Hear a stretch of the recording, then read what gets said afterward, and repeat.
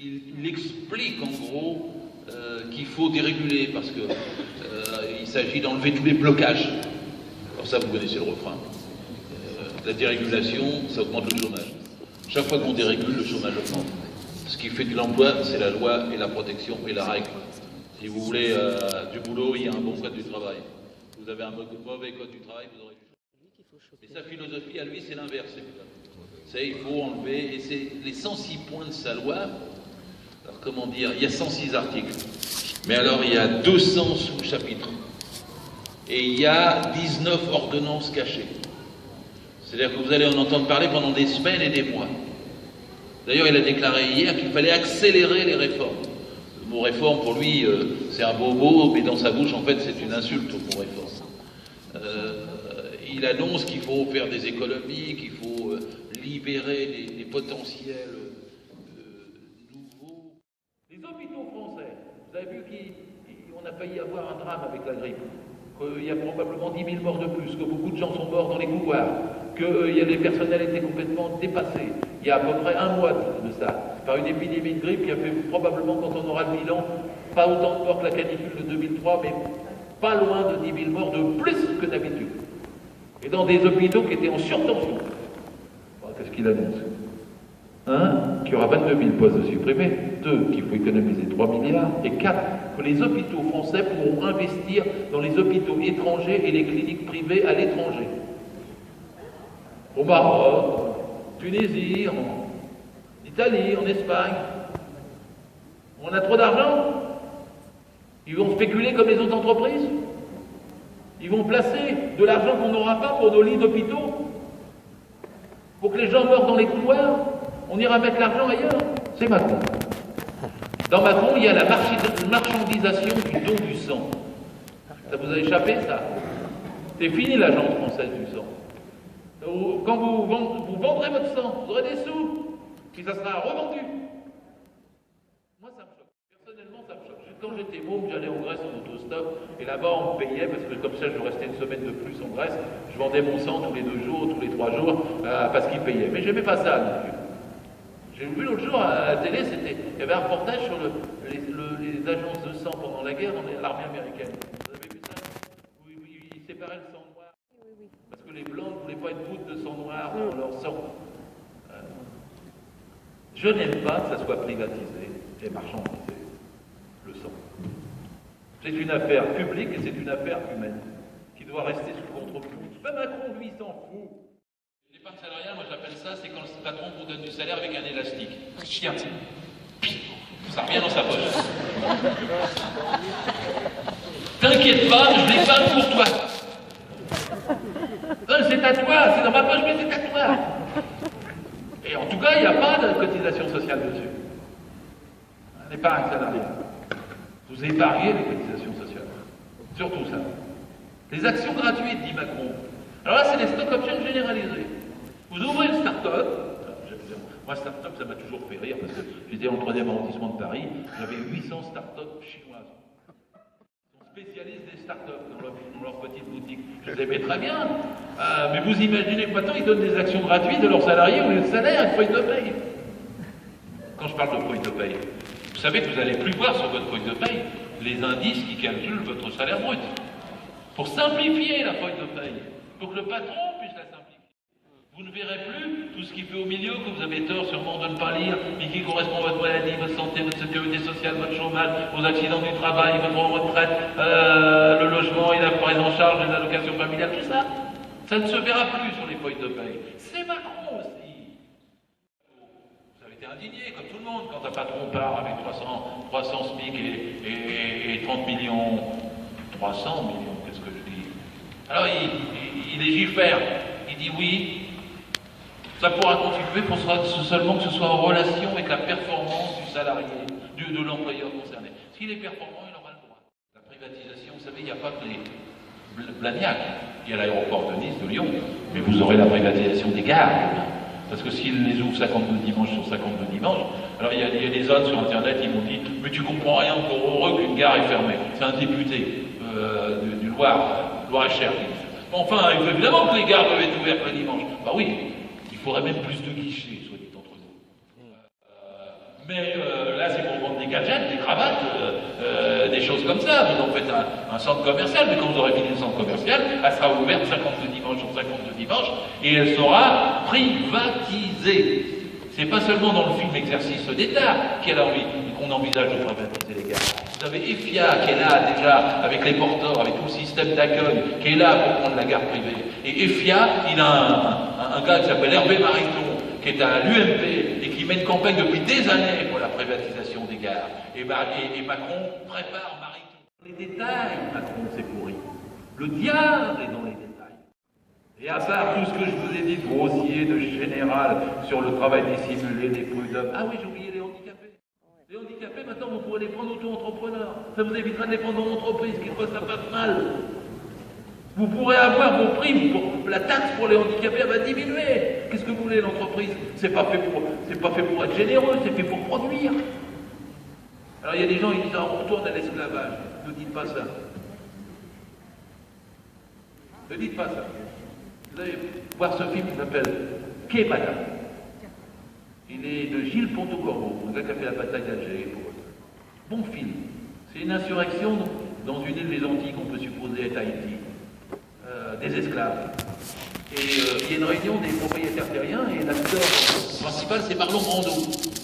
Et Marlon Brando explique aux propriétaires terriens, il leur dit mais allez, arrêtez l'esclavage, libérez-les, mais laissez-les libres. Vous n'aurez plus à les payer que le temps que vous avez besoin d'eux. Vous y gagnerez, plus besoin de les loger. Vous occupez plus de leurs enfants, des vieux. Prenez-les comme salariés, c'est bien mieux. Vous payez juste le temps où ils sont là. Et après, c'est plus votre problème. Ça vous coûtera moins cher. Le salariat, dans l'immédiat après l'esclavage, il était libre, mais il n'avait rien. Être logé, être nourri correctement, pouvoir s'occuper de ses enfants, la maladie, la retraite. Ça, c'est ce qu'on a rajouté sur nos feuilles de paye. Le salariat, c'est une construction sur un siècle et demi. Parce qu'au sortir même de l'esclavage, on était réellement tout nus. On n'avait plus rien que le moment où ils nous payaient pour bosser. Et 150 ans d'histoire du salariat, c'est pour reconquérir des droits dans ce sens, le salaire brut, qu'ils appellent maintenant une charge. Alors c'est une cotisation sociale, c'est un bonheur, c'est pas une charge. Des questions juridiques quand même un peu, et je sais qu'ils ne sont pas collaborateurs, je sais qu'ils sont subordonnés. Bien, monsieur l'inspecteur, mais je sais pourquoi vous faites ça un peu, c'est parce que vous dites que tout le monde est dans le même challenge, dans le même défi, dans la même entreprise, dans le même bateau. Enfin bon, jusqu'à ce que le patron il parte avec le bateau, vous restez amarré au Pôle emploi sur le quai, et vous comprenez à ce moment-là que vous n'êtes pas collaborateur, mais que vous êtes bel et bien subordonné. Bon, alors la DRH finissait par me dire, bon d'accord, mais vous savez, on disait collaborateur, c'était pour leur faire plaisir. Eh ben, si on avait mis le mot collaborateur en 1945, 46, dans le code du travail, je suis pas sûr que ça aurait fait plaisir. Alors vous voulez bien vous en tenir maintenant à la notion de base, ils sont salariés, et les salariés en fait, entre nous, c'est nous qui sommes dominants.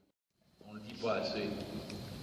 Enfin, en 1945, il y avait 55% de salariés à tout casser, et les autres étaient, comme on dit, indépendants, étaient agriculteurs, commerçants, artisans, profession libérale, c'est le mot qui était utilisé.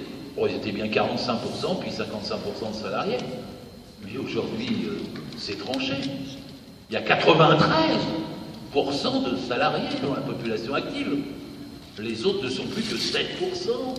Rikiki. On ne parle que d'eux. Ils manifestent pour le RSI. Mais ils n'avaient qu'à s'affilier à la sécurité sociale en 1945. Ils n'auraient pas de mal avec le RSI. C'est parce qu'ils ont refusé à l'époque de s'affilier à la sécurité sociale. Alors vu que maintenant ils sont plus que 7%, évidemment ça leur coûte cher, ils ont de mauvaises prestations. Mais il ferait mieux d'être à la sécurité sociale. C'est le salariat qui a gagné. C'est le salariat qui domine dans ce pays. C'est le salariat qui produit toutes les richesses. C'est nous. Le salariat, c'est celui qui a sa force de travail à vendre. C'est bien ça qui nous caractérise. Les autres, ceux qui l'achètent, ils sont un tout petit nombre. Aux États-Unis, ils avaient manifesté en disant nous sommes les 99% contre les 1%. Je trouve ça bien. Parce qu'il y a 1% qui sont pour Macron, et Macron est pour 1%. Nous, 99%, on va souffrir pour la loi Macron. Alors que c'est nous qui, normalement, devrions profiter de tout ce qui change dans ce pays. Le salariat, alors c'est bien parce que ça, vous savez, on est tous syndiqués, mais quand même, dans les télés, quand ils disent encore un patron vous donne du travail, moi, je suis énervé, pas vous, un patron, il donne rien. Il n'a jamais rien donné, un patron. Jamais, à personne. Il achète votre force de travail, vous cherchez à la vendre le plus cher possible. Et lui, il a voulu l'acheter le moins cher possible. Et il fait du profit dessus. S'il ne fait pas du profit dessus, d'ailleurs, il ferme son entreprise. Moi, j'avais Bernard Cazeneuve, il avait dit il y a 2 ans, l'entreprise n'est pas un lieu d'exploitation. Ah bon? C'est à Dancy. Bien sûr que l'entreprise est un lieu d'exploitation. Alors Stéphane Le Foll, la dernière fois, il m'avait dit oh, mais Gérard Filoche, il croit que tout est de la faute des patrons, que ce n'est pas des humains. Bah, mais bien sûr, les patrons sont des humains. C'est bien pour ça qu'on parle d'exploitation de l'homme par l'homme. C'est des humains qu'on exploite d'autres. Il n'y a rien d'inhumain là-dedans, ça existe. Ce qu'on veut, c'est modifier ça pour qu'ils n'exploitent pas trop et qu'on ne soit pas trop exploité. C'est la base du syndicalisme, c'est qu'on veut moins souffrir et plus recevoir. C'est la définition de base du salariat. On est subordonné, on a des contreparties. On est subordonné, on a des droits. Et parce qu'on est subordonné, il y a le code du travail. Alors, c'est mal vu le code du travail, vous savez tous comme moi de parler du code du travail. Aujourd'hui, alors sur Internet, il y a des campagnes invraisemblables sur la grosseur du code. Vous avez vu, Bayrou a des paroles et des actes, il sort de son sac brutalement, dans 6 millions de téléspectateurs quand même. Sur le code, il dit regardez le gros code, 3900 pages, c'est à cause de ça qu'on ne peut pas travailler. Ah bon? Il ne l'a jamais lu. S'il avait bossé, s'il avait besoin de chaussures de sécurité, il l'aurait ouvert. Il n'a jamais bossé ce mec-là. Alors, 3900 pages. Mais 3900 pages de quoi? Moi je sais, les lois c'est 675 pages.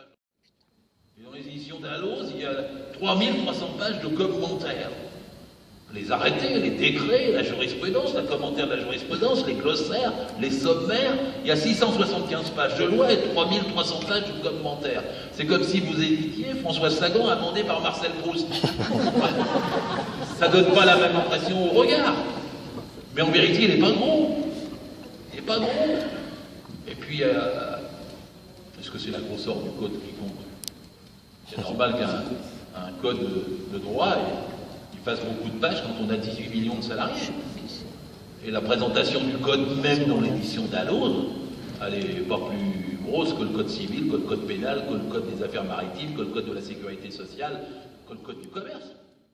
Et dans la nuit du 4 décembre 2007, j'ai regardé, il a voté le code tel qu'il avait été recodifié entre 2004 et 2008. Alors pour ceux qui ne connaissent pas l'histoire, à l'époque, ils l'ont réécrit entièrement. Mais ils l'ont diminué. Il était d'1 650 000 signes, il est passé à 1 500 000. Il y avait 9 livres, ils l'ont réduit à 8 livres. Ils ont enlevé 500 lois dedans. Il a été diminué de 10%. Comment peuvent-ils dire qu'il augmente sans arrêt? Eux, qui l'ont fait maigrir et qui l'ont passé à l'acide. Et lui, Bayrou, qui l'a voté telle qu'elle sans l'ouvrir, sans le savoir, parce qu'il ne s'intéressait pas à la question. Mais le code a été déjà largement épuré. Et alors Bayrou, il dit, ah oui, mais il a montré à la télé, il y a un code suisse.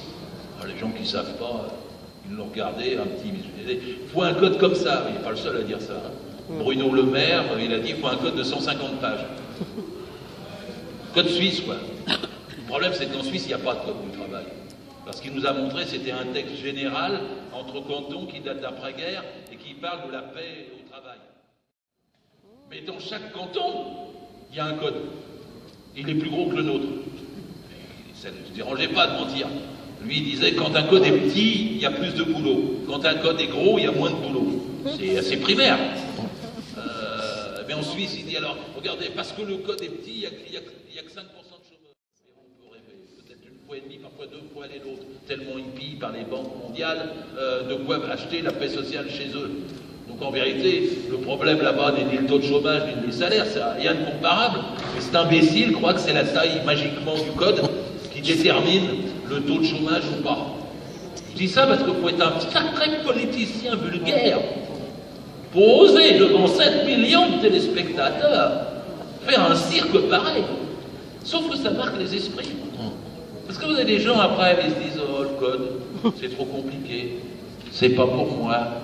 Puis vous avez le patron qui dit « Mais j'en ai rien à foutre de ton code, j'ai jamais lu, je lirai jamais, moi je bosse, t'as qu'à bosser, sinon je te fous dehors ». Et donc l'état d'esprit, il est contre l'état de droit dans l'entreprise. Oh, un gros mot. L'état de droit dans l'entreprise, du droit, mais enfin, faut pas du droit, faut du contrat. Du contrat, c'est de la tchatche, on s'occupe, toi, moi, écoute, tu m'embêtes pas avec les règles, tu m'embêtes pas avec ce code. Donc le mépris du droit, le mépris du code, c'est la même chose que la levée du blocage. Hein, c'est l'esprit Macron d'attaquer le code du travail. Alors vous en avez d'autres qui en ont dit beaucoup. Hein. Parizeau, elle avait dit la liberté de penser s'arrête là où commence le code du travail. Je dis toujours à tout le monde que c'est une attaque, c'est la barbarie. Parce que c'est une attaque contre l'histoire de l'humanité, pas seulement contre notre job d'aujourd'hui. Parce que ça fait 50 siècles que les humains luttent contre la précarité de leur vie. On a inventé l'agriculture pour lutter contre la précarité de la cueillette. On a inventé l'élevage pour lutter contre la précarité de la chasse. On lutte toujours contre la précarité de nos destins, y compris de nos amours. Et vous avez Parizeau, au début 21e siècle, a dit 50 siècles d'erreur, vive Cro-Magnon. Pour retourner en arrière, tout doit être précaire. Mais c'est l'état d'esprit de tous ces gens.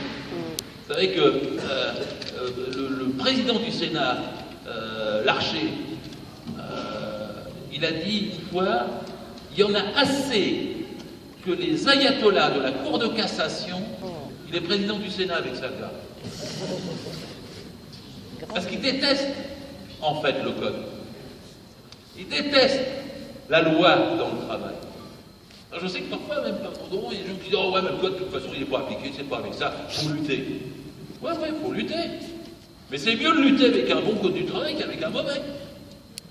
C'est mieux de lutter quand on a des bonnes lois que quand on n'en a pas. Donc il faut s'intéresser au droit, parce que le droit est un point d'appui quand il est bon, bien sûr. Tout n'est pas bon dans le code. Mais c'est l'expression des rapports de force sociaux. Il a été bâti sur un siècle et demi. À l'origine du Code du travail, c'était le docteur Villermé, en 1840. Il fait une enquête sur l'état des salariés dans les fabriques, comme on disait.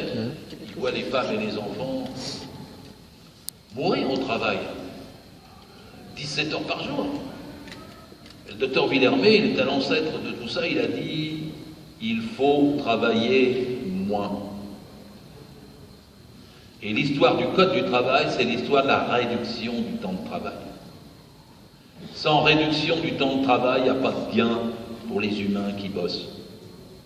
Et on a fallu 70 ans pour passer de la journée de 17 heures à la journée de 10 heures, de 1840 à 1920. Et il a fallu 80 ans pour passer, 70 ans encore, pour passer de la semaine de 40 heures à la semaine de 35 heures. 1936, 1982, 2002. Et quand on a fait ça, on a fait 4 choses en même temps. C'est ce qui nous permet de défendre bien les 32 heures. La première chose, c'est qu'on a produit plus. Entre 1936 et aujourd'hui, c'est évident à tout le monde. On a doublé le nombre d'emplois. Entre 1936 et 2002, on est passé de 9 millions à 18 millions de salariés dans le privé. On a gagné plus. Ah ben encore heureux qu'on ait gagné plus en 70 ans. Et donc, en gagnant plus, en faisant plus d'emplois, en produisant plus, on a diminué la durée du travail de 40 à 35 heures. C'est bien, un, que c'était possible, deux, que c'est le sens du développement économique et de tout progrès. C'est le seul moment en 30 ans où on a fait reculer le chômage de masse, les 35 heures. Le seul moment en 30 ans. On dit oui, mais tous les pays à ce moment-là, ils faisaient de l'emploi. Non. On a fait 400 000 emplois de plus que tous les autres pays comparables dans le même taux de croissance à la même époque. Et si on n'avait pas les 35 heures, on aurait au moins 400 000 ou 500 000 chômeurs de plus. Et on ne peut pas avancer contre le chômage de masse sans réduire la durée du travail. Mais réduire la durée du travail, allez parler ça à Macron. C'est pas son monde, lui. S'en fout. Il veut que vous bossiez plus, que vous gagnez moins et que les marges augmentent. La seule chose qui l'intéresse, c'est la magie des marges. Les milliardaires ont... Alors, tu l'as très bien dit, camarade, moi je le dis avec ma langue à moi, jamais la France n'a été aussi riche. Sortez, si vous avez un doute dans cette salle, mais je ne crois pas, sortez la crise de vos têtes. La France n'a jamais été aussi riche de son histoire. Et les richesses aussi mal partagées. Vous avez 500 familles, elles possèdent 440 milliards. C'est plus que le budget de l'État. Le budget de l'État, c'est 300 milliards. Vous avez 80 milliards de fraude fiscale, nous dit-on en Suisse. Puis c'est plus que ça. Parce que 80 milliards, c'était le chiffre officiel reconnu par le ministère du Budget, le ministre du Budget qui est arrivé après Cahuzac. Cahuzac, c'est toujours un bon souvenir pour moi. C'est le gars qui luttait contre la fraude fiscale en fraudant lui-même, les yeux dans les yeux. Alors, le suivant, Cazeneuve, lui, il a dit on va lutter contre la fraude fiscale. C'est 80 milliards. Et il a incroyablement programmé qu'il allait faire rentrer 2 milliards sur les 80 en 2014. Et il dit, j'ai fait un bon job, j'en ai fait rentrer 1,8 milliard. Il se contente de ça. Enfin, on a donc des gens, alors, je ne parle pas des petits voleurs à la cire dans le métro, je ne parle pas des petits délinquants, je parle des grands. 78 milliards. C'est à nous. Ce sont des voleurs. Ce sont des fraudeurs. Et alors, on ne va pas les chercher. Au contraire, on dit dans les télés qu'on ne peut pas. Parce que si on taxe les riches, ils vont partir. Mais ils sont déjà partis. Alors on dit, oui, mais ils sont partis, on ne peut pas aller les chercher. Mais bien sûr qu'on peut aller les chercher. Vous avez toutes les études, Offshore Leaks, Swiss Leaks, Lux Leaks, qui ont été faites par des journalistes qui vous retracent au centime près tout l'argent qui circule dans le monde. Nous le savons maintenant. C'est connu. Il suffit d'aller le chercher. Pour ça, il faut avoir la volonté de se heurter aux petits copains des ministres qui disent non. Moi, nommez-moi ministre de l'économie à la place de Macron.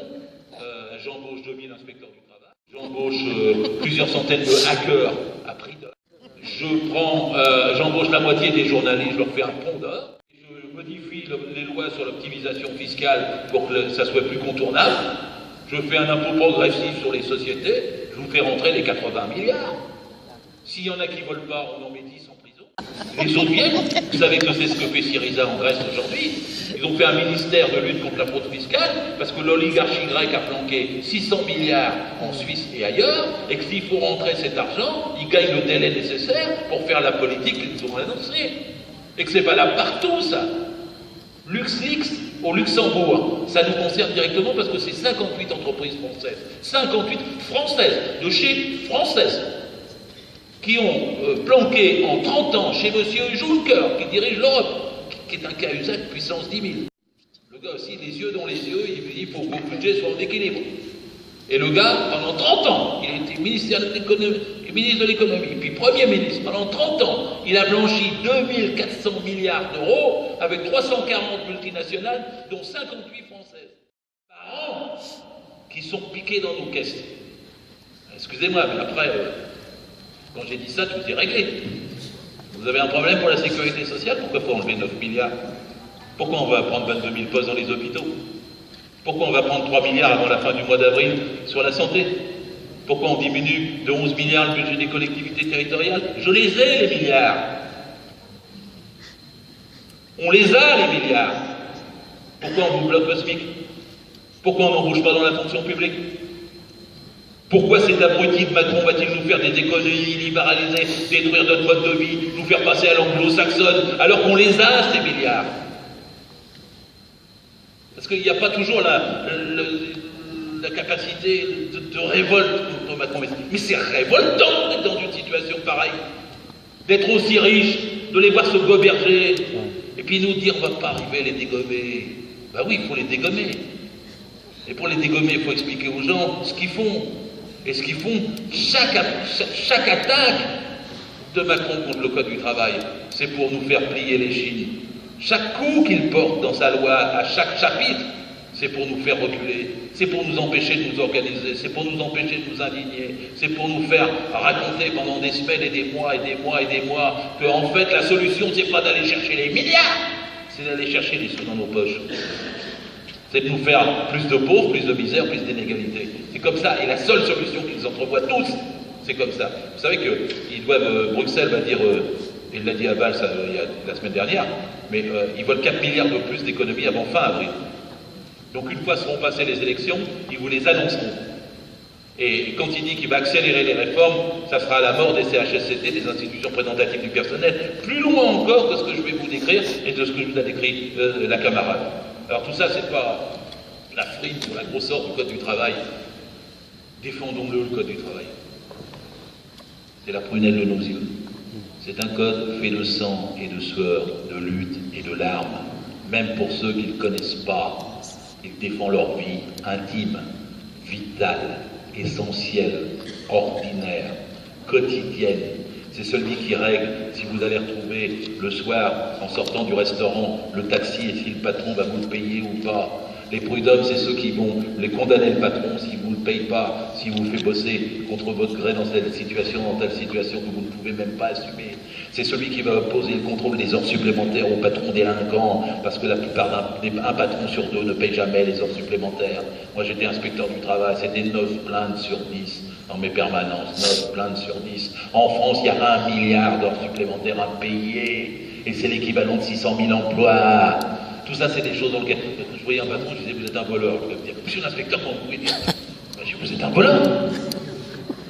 La personne travaille pour vous, elle fait des heures en plus, vous la payez pas, c'est du vol. En plus, dans votre cas, c'est pire, parce que vous avez autorité sur la personne.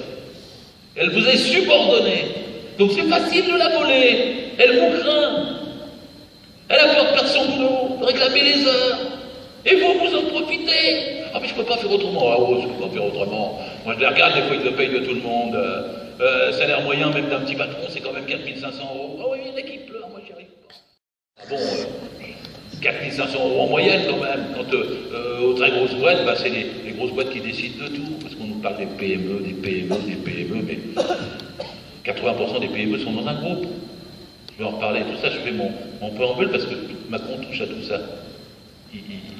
Il va faire que quand on licencie, ça ne soit plus le groupe qui soit responsable. Et 80% des PME sont dans un groupe. Et là, en France, tout se dirige avec 1000 entreprises. Il y a 1000 entreprises qui commandent ce pays, qui font 50% du produit intérieur brut. 50%. Et ils pompent. Alors, la théorie de Macron, c'est pas qu'il pompe. Macron, il voit le monde, comme j'ai dit précédemment, ça ruisselle. Plus il y a de riches, plus ça retombe sur nous. C'est comme le verre de champagne. Versez le champagne dans le verre, puis il y a des verres en strate comme ça. Et si vous avez votre verre tout en bas, peut-être qu'à la fin, vous avez une goutte. Ça, c'est la vision de Macron. Mais le monde réel, c'est que ça siphonne. Ça remonte de nos salaires vers eux. Ils pompent, ils font des marches partout. Et les PME dans les groupes, elles seront pompées par celles du dessus. Et c'est les 1000 entreprises de plus de 1000 qui décident de tout. Et il n'y a pas de... Là, il n'y a pas de verrou, il n'y a pas de blocage, il n'y a pas de gêne. Puisqu'il y a de moins en moins de contrôle, puisqu'il y a de moins en moins de fiscalité, et puisque la fiscalité de celle d'en haut est plus petite que celle d'en bas. Donc on a un monde à l'envers, et Macron organise ce monde à l'envers de plus en plus. Non seulement dans le cadre du travail, mais l'idée c'est qu'il faut que le contrat l'emporte sur la loi. Alors bon, attention, hein, on est pour des contrats, nous aussi. Quand on a fait grève, on tient bien le patron, on signe parfois un contrat qui est meilleur que la loi. Sinon, on n'a pas d'espoir. Il ne faut pas taper sur tous les contrats. Là. Si vous voulez gagner le concours d'inspecteur du travail, je vous le dis, autant de contrats que possible, autant de lois que nécessaire. Autant de contrats que possible, autant de lois. Ça, c'est une bonne formule, vous avez gagné, vous avez une bonne note, et c'est la vérité en plus. Il faut qu'on essaye de gagner des contrats par les grèves, par la lutte, mais après, si vous n'avez pas de loi, vous perdez, c'est un cliquet, vous redescendez. Aurait-on gardé les 40 heures sans la loi ? Aurait-on la sécurité sociale sans la loi? Aurait-on le SMIC sans la loi? C'est la loi qui l'emporte sur le contrat.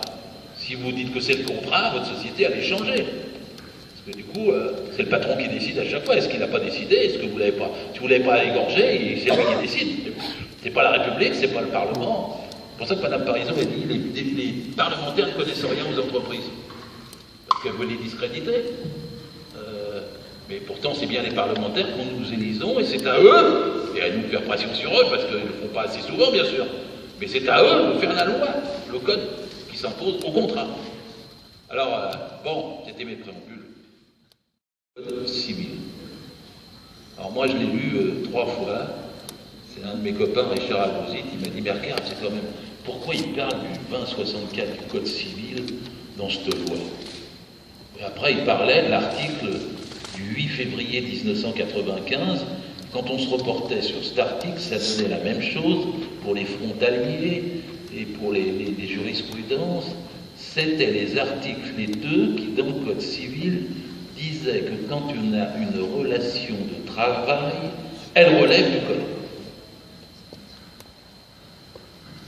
Et donc, la modification qu'apporte Macron, c'est d'enlever le fait qu'une relation de travail relève du Code du travail.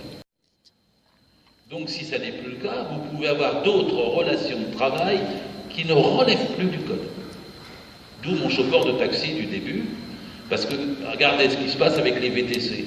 Vous avez peut-être vu, si vous aimez les séries, il y a une série qui passe en ce moment à Londres, ce qui s'appelle The Drive. C'est que la mafia commande un gars, elle le paye avec un forfait, mais il doit venir à l'ordine pour faire les actions que le mafieux a besoin. Ben, la société à Paris, Uber Pro, qui met la main basse sur les voitures tourisme avec chauffeur, c'est le type de relation qu'elle noue avec ses chauffeurs. Il n'y a pas de contrat de travail. Ce sont des auto-entrepreneurs à leur compte qui passent un accord commercial avec la société Uber. Il y a 0 heure, il y a 0 droit, il y a 0 cotisation sociale. Le gars est appelé à 4 h du matin, tu dois faire une course. Il fait la course. Et la société Uber a programmé le prix par ordinateur centralement. Elle paye 6 € la course, à 4 h du matin quand il n'y a personne. Mais la même course, le nuit du jour de l'an et du réveillon, elle la paye 250 €. Et il y a un pourcentage pour le chauffeur, un pourcentage pour la société Uber. Ils vont adapter toutes leurs courses aux heures de pointe partout. Ils vont faire fermer toutes les bornes de taxi d'aujourd'hui. La G7 va couler progressivement. Ils ont racheté tous les départs d'hôtels. Ils font tous les trajets prioritaires téléphoniques pour les aéroports. Donc en fait, ils font, comme la mafia, une main basse sur tous les transports de voitures particulières dans Paris. Et après, ils ne prennent plus de salariés, ils ne prennent que des auto-entrepreneurs, et ils n'ont qu'une relation commerciale avec eux. L'affaire est pliée, ces gens-là n'ont aucun droit, ils ne sont plus salariés, ils ont un contrat civil avec la société Uber, ils sont dans un autre monde que celui du salariat. C'est-à-dire que le salariat, dont je me félicitais qu'il fasse 93% des actifs, par cette loi, on peut l'épuiser, le faire reculer, changer le rapport avec ceux qui sont donneurs d'ordre, et en changeant le rapport, essayer de faire tourner la roue de l'histoire en arrière, de développer un monde d'auto-entrepreneurs, d'individuels, d'artisans, d'indépendants, qui ne défendront plus ni les mêmes droits, ni les mêmes syndicats, ni le même code du travail. Alors, vous me direz, est-ce que c'est spécifique au VTC? Non, ça sera le cas pour les soins aux personnes. Ça sera le cas pour le nettoyage, ça sera le cas pour les femmes de ménage, ça sera le cas pour les professeurs qu'on fait venir pour faire les devoirs aux enfants le soir, déjà en partie d'ailleurs, ce sera le cas pour les informaticiens, puis petit à petit vous développerez cet autre type de relation qui n'est plus un contrat de travail. Alors quel est le lien avec les sujets qui suivent? C'est qu'on vous explique par exemple que vous allez travailler le dimanche sur la base du volontariat, où on vous explique que vous pouvez renoncer au plancher à temps partiel de 24 heures si vous le souhaitez. Et qu'est-ce qu'on va vous expliquer ensuite? Je suis employeur, bonjour madame, je vous embaucherai volontiers, mais je n'ai pas les moyens de vous payer au SMIC. Si nous passons tous les deux un contrat de gré à gré, et que vous me demandez et que vous acceptez de n'être pas payé au SMIC, je vous prends. Et par conséquent, vous dérogez à l'ordre public social par un contrat qui n'est plus un contrat de travail. Vous dérogez aux règles du Code du travail par une relation qui ne relève plus des prud'hommes, mais qui va relever du droit civil et du tribunal civil.